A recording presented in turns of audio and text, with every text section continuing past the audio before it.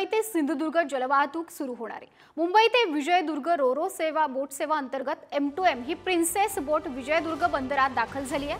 मुंबईहून निघालेल्या या बोटीची जयगड आणि विजयदुर्ग या ठिकाणी चाचणी घेण्यात आली।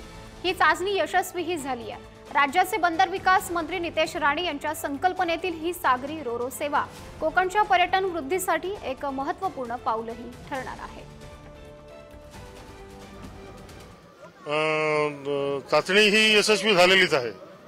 बोट खराब वातावरण असल्यामुळे थोडीशी लेट आली आणि त्याच्यानंतर बंदरात दाखल झाल्यानंतर थोडासा उशीर झाल्यामुळे बोट सध्या इथे समुद्रात लँड करून ठेवलेली आहे आणि ती सकाळी आपल्या ह्याच्यामध्ये म्हणजे पांटूनच्या तिकडे येऊन ती हे लँड केली जाईल बोट।